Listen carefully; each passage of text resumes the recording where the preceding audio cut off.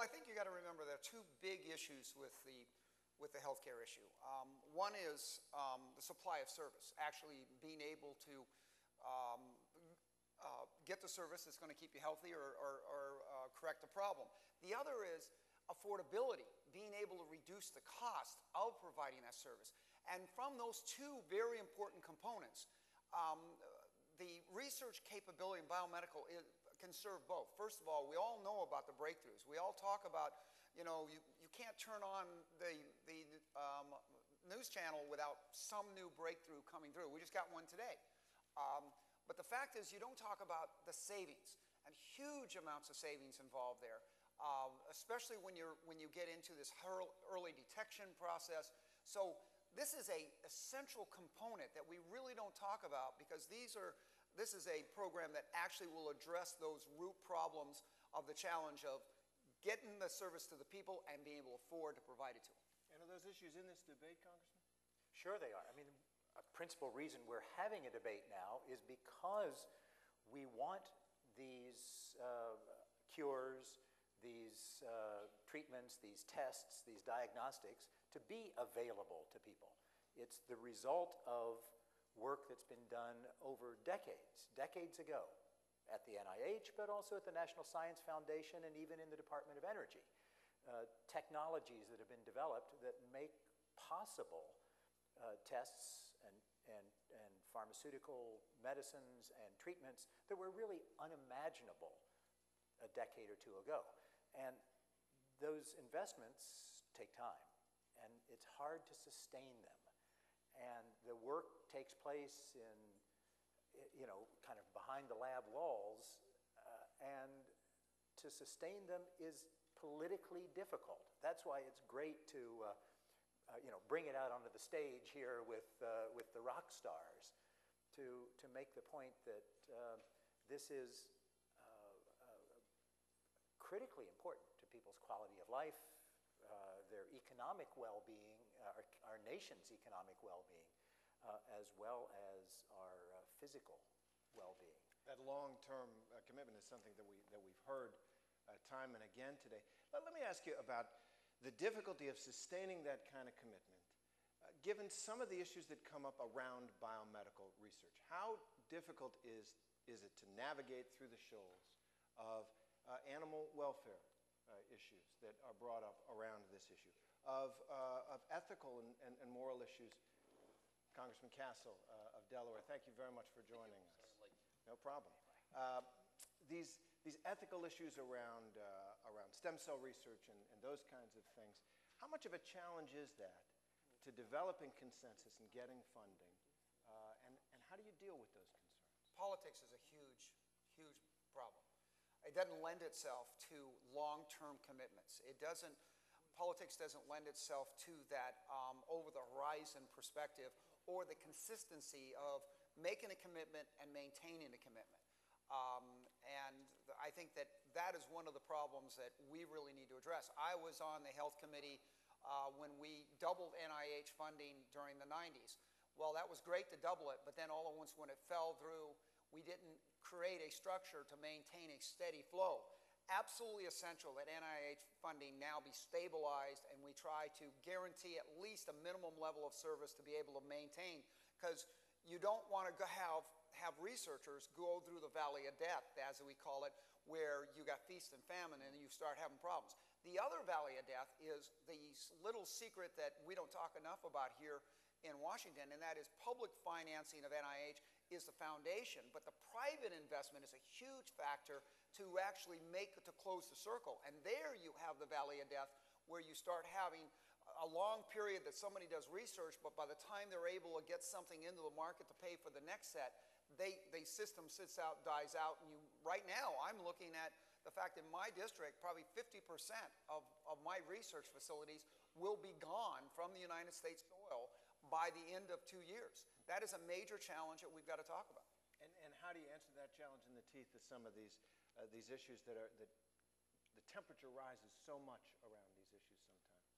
Congressman Castle, let me ask you, I don't know if you caught that entire question, the issues of supporting biomedical research when there are issues of animal welfare, animal rights raised, or stem cell research, ethical concerns on cloning and that kind of thing? How much of a challenge is that? How do you deal with that? Well, it's a huge challenge. There's a couple things. One is basically, I think research for NIH in a generic sense, just dollars being appropriated, is an economic issue. It doesn't have any of the rather caustic social issues that we're discussing here, Terry. But when you get into specifics, and I'm the sponsor, co-sponsor and sponsor of the embryonic stem cell legislation, you get into tremendous social issues that weigh greatly on everybody. And in that case, the pro-life movement in the United States is saying that the taking of the life of an embryo to obtain the stem cells which are necessary is the taking of life as far as they are concerned. You're talking about an embryo created for the in vitro fertilization process, perhaps 5 or a few more days in terms of its age. It's the egg and the sperm, and it's frozen. And at some point later, a decision may be made by the people involved that they don't want to continue to pay for the storage of that particular embryo, or perhaps they divorced, or perhaps they had their child, whatever it may be, and they want to give up their embryo. What happens to it? Today, it is warmed up to room temperature and is disposed of as hospital waste. And we're saying, at least some of us are saying, that we think a better use of that would be to allow the development of embryonic stem cells from that. It seems to me that if there is a pro-life argument, it really comes down to the side of helping people live longer in better lives. But that's not an argument we necessarily won. Many of the pro-life members of Congress, including Senator Orrin Hatch, have been on our side and have fought for this. But you get into those kinds of issues, and it happens on more than just that. But that is just an example of burning example of an issue that's made research difficult. If I can build on that, what's critically important is that we present this as a human endeavor. These are humans, whether it's Tony Fauci or Francis Collins, they're trying to improve people's lives. And if you think of it that way, rather than pipettes and pumps, that it is directed toward removing or reducing human suffering, extending life, and so forth, it makes a lot more sense. That's part, of course, what we're trying to do here, is to, in an amusing way, trying to humanize these rock star scientists. If you look at just in vitro fertilization, what Mike spoke about, 30 years ago, there was enormous reaction against it, that this was a Dr. Frankenstein procedure. But now there are 500,000 young Americans who were born of that process, born through in vitro fertilization. These are families whose fondest hope of having a family has been realized. And these are, flesh and blood people. Now, some people don't want to use in vitro fertilization for their own reasons, perhaps ethical reasons. That's fine. But the reason it is now an accepted procedure by most Americans is because it has come to be seen as improving the human condition. And that's what we want. That's what the point we want to make in all of this research. I think we need to be fair about the fact that when we hear these objections, be it from animal rights activists, be it from the pro-life, that when we start spending taxpayers' money, there is an added burden on us to really look at the ethics and the fact of the community at large, because we're forcing people to pay into this. This is not a voluntary contribution. This is mandatory at the point of the gun, going to prison if you do not participate. But the absurdity of the situation just really hits my family, and I'm probably from both sides. I lost my first child to crib death, and the two items you bring up, the animal rights activists who looted and destroyed the SIDS research facility that put back for 10 years a research facility that was working on this great tragedy of babies going to sleep and never waking up. And until you've had one of your babies do that, you have no concept of that. The flip side is when you get to this the stem cell research issue was where my wife and I were at a point of donating the organs of our little baby, trying to make some good out of this loss. It was that much more of a tragedy to us that we couldn't even be able to create any good out of this family tragedy because we couldn't even donate the organs at the time. And I don't want to put other people in the same position. Like Dana Rohrabacher, a fellow congressman who's very pro-life, but his pro-life position made him stand up and support the concept that if you really care about life, then you make the most of it when it's not going to be extended, not going. So this is very personal to a lot of us, but I think that really to answer your question on this, how do you stand up to the activists here and here? You got to be willing to burn political collateral. You got to be willing to look somebody in the face and say, you're wrong, and there's no way around it.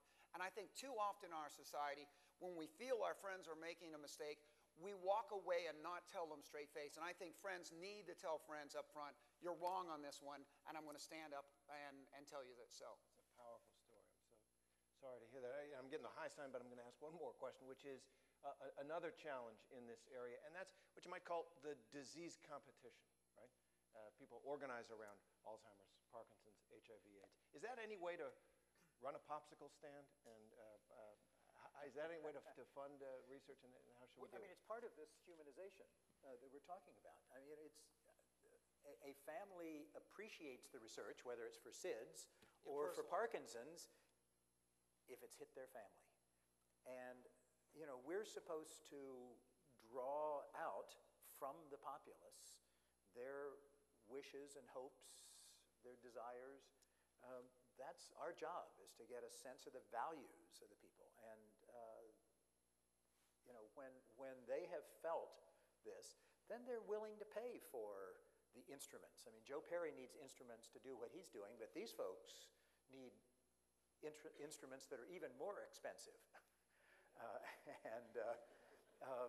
And people are willing to pay it when they realize that this is aimed at improving human welfare. But there is a competition, and that's sort of... Well, first of all, I've destroyed my speaking here. I apologize for that. I'll just try to speak up a little bit, but So much for being flailing around.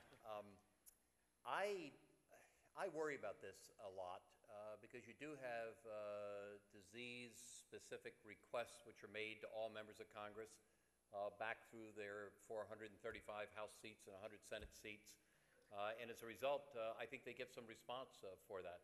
And yet there are other more orphan diseases, or perhaps ones with fewer people engaged in it who do not get the same support. I think we, as members of Congress, I think the NIH working with us and the administration working with us have a responsibility to try to sort these things out and not to be influenced completely just by the politics of it. Just because there's a good march or somebody has the right slogan or whatever it may be, we need to be fair to all the diseases. The other thing we need to remember, though, and the NIH people can answer this much better than I, there's an overlap to a lot of this research which goes on. It's not all just channeled in one particular direction for one disease, and sometimes a discovery here can help a lot with whatever's next door, and that's an important thing I think to remember in this research equation. Very much for us, our responsibility as being representatives is sometimes being the adults in the room, which is really scary when you talk about Congress. But the fact is to really moderate the process and try to keep the broader view of the general public well-being involved. In the 90s, we had overwhelming political pressure on HIV. Huge amounts of research put in that and proportional to the rest of the population. But as the congressman pointed out, there might have been great things talking about AIDS, and they were researching that. But the great beneficiaries of that research tend to be cancer because of the immune system. So often when research